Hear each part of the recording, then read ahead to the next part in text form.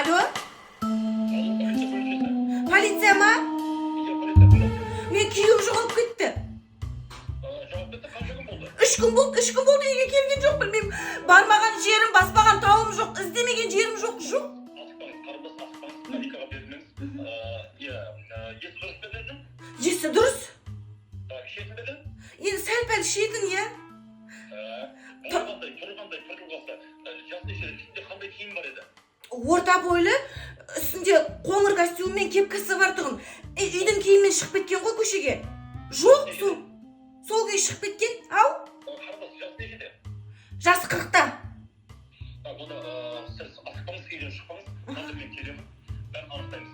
Әзірге мен іздестіру шарасын бастаймын. Барлық бөлімшелерге, орта бойлы, жасы 40-та, үстінде қоңыр пиджагы бар, басында кепкасы бар, ер азамат жоғалды. Іздестіру шарасын бастаңыздар. Қандас, мен қазір келемін үйіңізге. Жақсы. Жыламаңыз. Өзім қамқорлығым аламын, жыламаңыз. Тревога деп кеп тұрам, мақұл ма? Не болды? Айтыңыз бәрін, қайт басынан айтыңыз. Не болды? Мына 5 баланың күні не болмақ деймін да, 5 баланың. Әкесіз қалып кетті ғой, не істейміз енді? Енді оны қойыңызшы мақұл, енді ол 5 балаға пособие береді мемлекетте. Маған да пособие береді. Бірақ мынандай даңғарада үйде жалғыз өзім не істеймін мен? Осы даңғарада үйімді сатып, 3 бөлмелі үй алсам, қалғанда машина алсам, одан есінші артылып атса шуб алам деп. Жыламаңыз.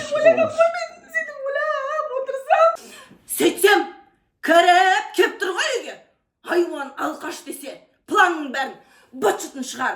Құрып кетпедің ба одан ары қарай? Полицияда жат қой. Азовел. Алейкум ассалам, рахматуллах баракатух.